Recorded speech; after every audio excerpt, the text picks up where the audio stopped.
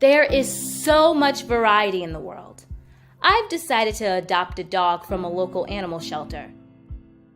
But what type of dog is right for me? Even though all dogs are descendants of the gray wolf, the American Kennel Club says that there are now more than 184 different breeds or types of dogs. How will I decide? Some dogs are great hang-around companion dogs, while others have more energy and make great working dogs. I like to run, so I'll probably get a dog that is athletic and needs a lot of exercise.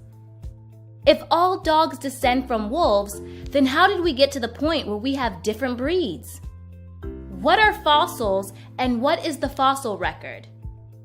In order to understand how we ended up with so much variety amongst dogs, we need to understand that the dogs of today descended from wolves and changed over generations. But dogs are not the only species that have changed over long periods of time. Our world today is filled with many different kinds of plant and animal species.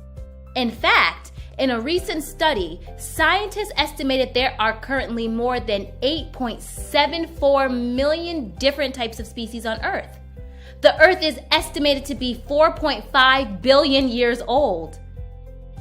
We know that in many cases, the plants and animals of today's world look very different from the ones that existed millions or even billions of years ago. But how do we know that today's species are different if we weren't alive millions of years ago? Scientists know this because they study fossils. Fossils are the remains and traces of plants and animals that have been buried by sand, gravel, and mud and preserved through time. Scientists can dig up fossils, study them, and draw conclusions about what an animal and its habitat were like. There are many different types of fossils. They aren't all the same. Some fossils are the whole body or body parts of ancient organisms. These fossils could be the bones, shells, or teeth of animals. They could also be leaves from a plant. Fossils can also be traces left by ancient organisms. Traces are things like burrows, nests, trails, footprints, and even, it's kind of gross, coprolites, which is a fancy word for fossilized poop. Paleontologists are scientists who search for and study fossils and other things from the ancient world. The word paleontologist comes from the Greek words paleo, meaning old or ancient, and ontology, the study of existence. Paleontologists see fossils as important sources of information for understanding the history of life on Earth and how it developed. If scientists find lots of fossils in one particular area, they can study them and create a history of what life was like in that area during a particular time in the past. Scientists have put together all of the data and observation from fossils gathered around the world. This collection of fossils and data is known as the fossil record. Scientists can also use the fossil record to figure out how species, ecosystems, and climates have interacted and changed over time. The fossil record can help paleontologists answer questions like what types of organisms existed in the past, how did organisms move about in the past, how did animal behaviors like flight evolve? Paleontologists can also compare fossils with one another and to present-day plants and animals to study their similarities and differences. When looked at as a whole, the fossil record provides really interesting information about how life on Earth has evolved. Now we know how scientists are able to understand what life on Earth was like millions of years ago. Let's review what we've learned. Question 1. How many different types of species are there on Earth? A. 5,000. B. 1.5 million. C. 4 million. D. 8.74 million. If you answer D, you know that there are 8.74 million species on Earth. Question 2. What do we call the remains and traces of organisms that have been preserved over long periods of time? A. Fossils. B. Fragments. C. Ruins. D. Relics. The correct answer is A. Fossils are the remains and traces of organisms that have been preserved. Here's question 3. What is the name for scientists who study fossils? A. Archaeologists. B. Paleontologists. C. Botanists. D. Naturalists. If you answered B, you know that paleontologists study fossils. What factors will affect how well the fossil record is preserved? Scientists use the fossil record to make inferences or conclusions about how species have changed or evolved over long periods of Earth's history. Although it provides a lot of information about how species have evolved, the fossil record isn't fully complete because it does not include every plant and animal that ever lived. All kinds of animals live and then die in their own environments. But only a very small number of remains are able to stay protected long enough to become fossils. In fact, fewer than 10% of all the organisms alive today will eventually become fossils. Paleontologists have to keep this small percentage in mind when they are studying fossil evidence so they can create an accurate picture of life in the past. Becoming a fossil isn't easy. Fossilization only happens under certain factors or circumstances. The first factor is how well the fossil is protected from destruction. Organisms or traces that are buried quickly in mud or silt have a better chance of becoming fossils. If they are quickly buried in mud, they are less likely to be destroyed or eroded by physical forces like wind, rain, waves, and sun. Plants, animal remains, and traces that are exposed to these elements decompose much more quickly. Plants and animal remains that are buried in mud and silt quickly are also less likely to be destroyed by scavenger animals who could eat them. Another important factor in whether part of a species or trace becomes fossilized is the hardness of the structure. It is much easier for hard structures like teeth, bones, and shells to become fossilized because these structures are less likely to be destroyed by physical factors than softer structures like body tissue and organs. Hard structures are also less likely to be destroyed by scavengers. However, even if an animal or plant gets buried quickly, there is no guarantee that it will become a fossil. This is because many types of tiny decomposer animals live in the top layer of soil. These decomposers can break down the organisms before it can harden into a fossil. But if an organism can withstand all of the physical factors and remain intact, it might have a shot at becoming a fossil. Fossilization happens over a very long period of time. As the organism decays, it is infused or filled with minerals that are dissolved in the groundwater. Since these minerals are hard, the remains of the organism or its trace are now hard. So, the organism keeps its original shape and is preserved enough to be studied. It is not easy for something to become a fossil. Let's review what we just learned. Question 1. What percentage of organisms that are alive today will become fossils? A. More than 70%. B. About 50%. C. About 25%. D. Fewer than 10%. If you answered D, you know that fewer than 10% will become fossils. Here's question 2. Which of the following is a factor in whether something becomes a fossil? A. Hardness of the structure. B. How quickly it is buried. C. How much it weighs. D. A and B. The correct answer is D. Both hardness of the structure and how quickly it is buried are factors in fossilization. Question 3. What is infused into a decaying organism that helps it become fossilized? A. Minerals. B. Water. C. Oxygen. D. Helium. If you answered A, you know that infused minerals help the organism become fossilized. What is natural selection? Scientists have been able to use the fossil record to compare species in today's world to similar species from long ago. In many cases, scientists can see that some species have evolved or changed in order to survive as their surroundings have changed. This theory about how species evolve was made famous by the English scientist Charles Darwin. Darwin lived from 1809 to 1882. He loved animals and spent his entire life studying them.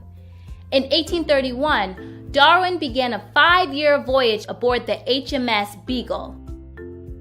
He was the ship's naturalist and observed and collected a wide variety of plant and animal specimens as the ship made its voyage to the coasts and islands around South America and then Australia.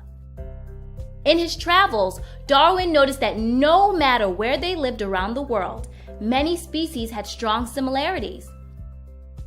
He also noticed that although species had these similarities, they also had differences based on the environment they lived in. One species that caught Darwin's eye was the finch bird of the Galapagos Island.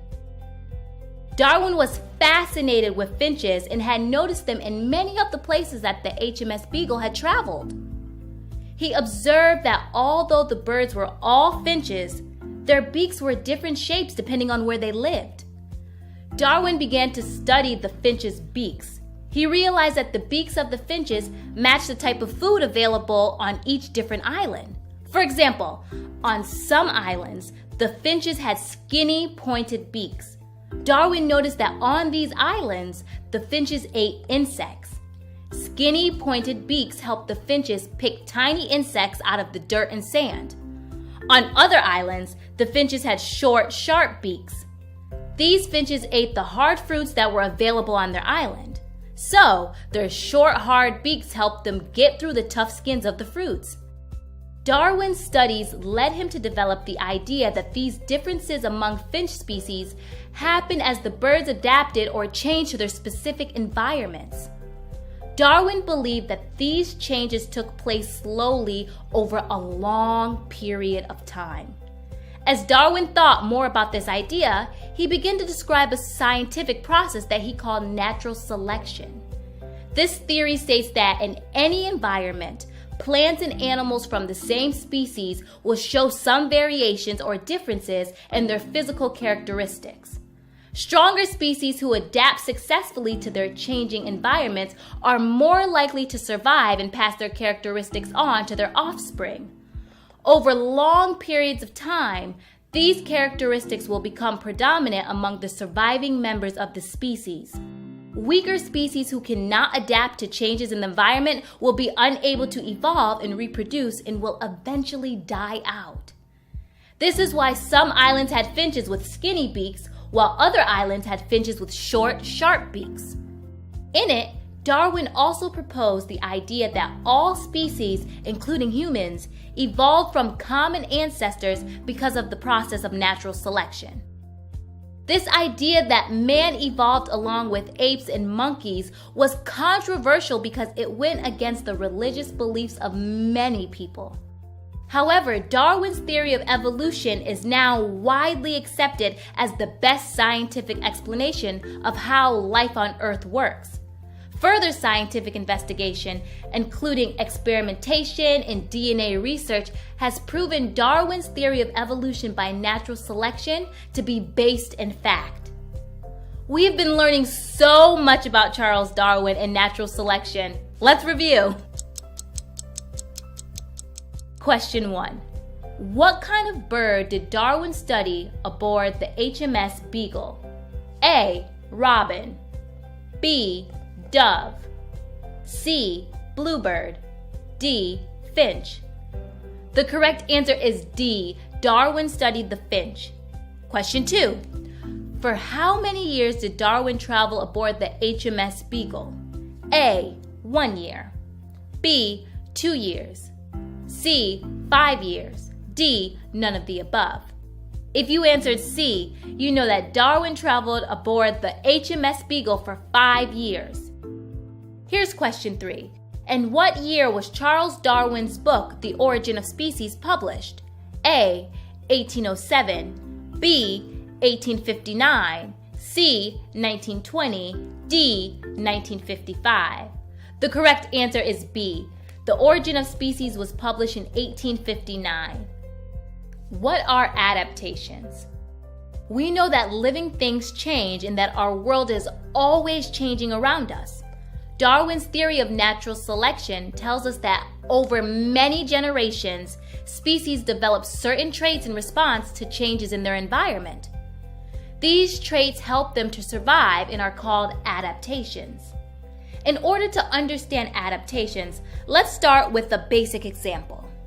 We know that mangoes and bananas grow only in warm tropical environments.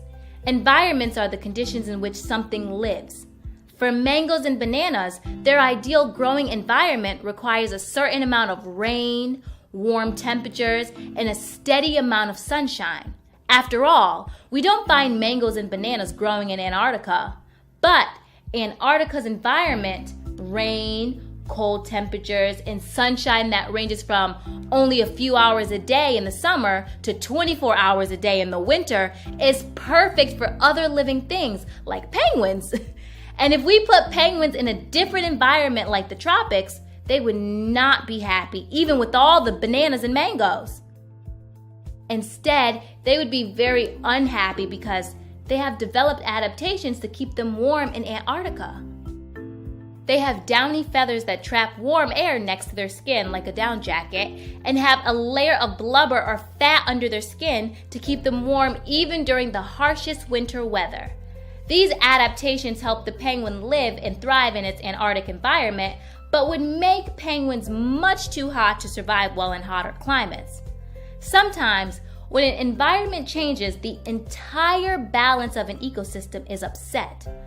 Physical and behavioral traits that support successful survival and reproduction in the new environment becomes more common in a species, while traits that don't support survival become less common. As more of the species develop the successful traits, these traits become adaptations. Adaptations can help a living thing fit into its environment. Sometimes, the long-term survival of species depend on these adaptive features being passed from generation to generation. The peppered moth is a great example of an animal that adapted to change in its environment. The peppered moth comes in two varieties, light and dark. The dark moths are easier to see when they are resting on trees. This makes them easier prey for birds and other predators. The light-colored moths, on the other hand, blend in well with the bark of the tree and can hide more easily from predators. Their light color is an adaptation that helps them survive more easily in their environment. So, if we went for a hike in the woods, we would expect to see more light-colored moths than dark-colored moths because over time, the characteristics of the surviving member of a species will become predominant. And this is the way it was. One study of peppered moths in London in the early 1880s showed that 98% of peppered moths had light-colored bodies, while 2% had dark-colored bodies. But what happens when the environment changes? There was a dramatic change in the environment around London in the late 1880s. The Industrial Revolution was taking place, so many more factories were being built. These factories relied on burning coal for energy and created a lot of pollution.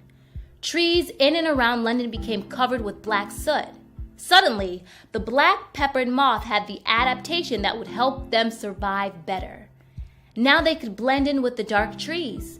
It was the light moths who were more easily seen and eaten by predators.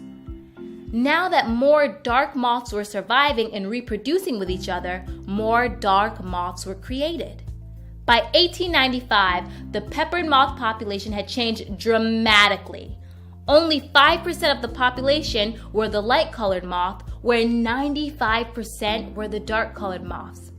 This was quite a turnaround. And, by the way, now that we are more focused on reducing pollution in the world, studies are showing that the light-colored moth population is starting to rise again. These moths sure are a species that is good at surviving by adapting to changes in its environment.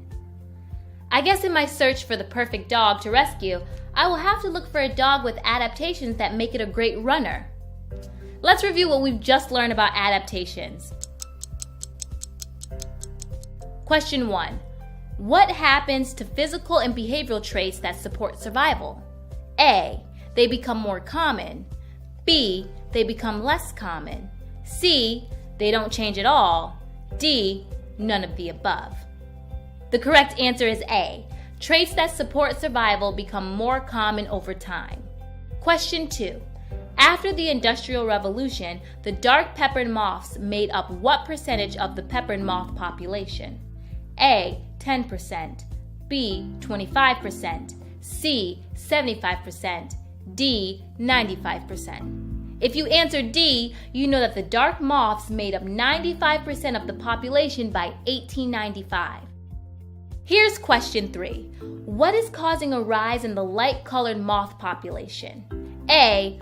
A reduction in pollution. B. The planting of new trees. C. An increase in the amount of rain. D. All of the above. The correct answer is A. A reduction in pollution is causing an increase in light-colored peppered moths. What are some ways animals have adapted to their environments? Some animals, like the peppered moths, have inherited physical adaptations that help them survive in their environments. Other animals have developed physical adaptations too. Sharks, for example, have several physical adaptations that help them to fit into their ocean environment. The first is the shape of its body. Its streamlined body and fins help sharks swim quickly through the water. Sharks also have gills that take oxygen directly from the water. This allows sharks to stay underwater longer before having to come up to the surface to breathe. The teeth of a shark also help it to survive. Did you know that some type of sharks have up to 3,000 teeth at a time? Sharks do not chew their food, so the teeth help them to grip onto their prey and tear apart their food better. A shark's teeth are constantly being replaced, so if a shark bites down so hard it breaks a tooth, the shark doesn't have to worry. It is immediately replaced by a new tooth that is growing in its jaw. Other animals develop activities or actions called behavioral adaptations that help them survive in their habitats. Bears have a behavioral adaptation that helps them to survive. Can you guess what it is? Yes, it's hibernation. Hibernation means a long rest or sleep. During hibernation, the animal's body processes, like breathing, slow down and they survive on stored food or fat. This behavioral adaptation helps bears survive the changing seasons because the food that bears eat, berries and flowers, aren't as available during the cold winter months. Did you know that bears aren't the only animals that hibernate?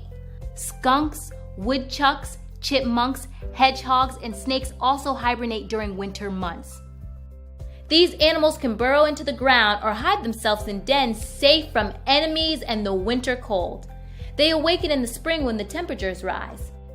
Another animal species that has developed a behavioral adaptation is raccoons. Raccoons are mostly nocturnal, which means they come out at night. This adaptation helps them to be less visible to predators.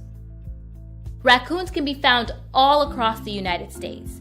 They have adapted very well to humans invading their territory and have changed their nesting habits because houses and buildings have been built where they used to live. Now, instead of nesting in trees, raccoons are just as happy to nest in attics, garages, or storage sheds. Raccoons have also changed what they eat in order to adapt to the increase in humans in their living area. Now, raccoons are not picky eaters. They have learned to forage through garbage cans for scraps of food. Their claw-like hands have helped with this adaptation because they allow raccoons to open garbage can lids to look for leftovers. Thinking about animal adaptations is helping me to decide which type of dog to get. I am thinking that a Labrador Retriever might be a great choice for me. They have the adaptations of a lean but sturdy body and strong legs that help them run long distances. Their short hair is an adaptation that will help them keep cool while running. Over many years, dog breeders have adapted Labrador Retrievers to be very loyal and obedient dogs, so they can learn commands quickly. I can't wait to get down to the dog shelter to find my new buddy. We have learned about some amazing animal adaptations. Let's review. Question 1. Some types of sharks have up to how many teeth? A, 52, B, 200, C, 600, D, 3,000. If you answered D, you know that some types of sharks have up to 3,000 teeth. Question 2. Which of the following animals hibernate? A, bears, B, skunks, C, chipmunks, D, all of the above. The correct answer is D. Bears, skunks, and chipmunks all hibernate. Here's question 3. What behavior adaptations have raccoons developed? A, they nest in attics or sheds. B, they will eat anything. C, they will only live in warm climates. D, A and B. The correct answer is D. Raccoons have adapted to nest in attics or sheds and will eat anything. Thinking question.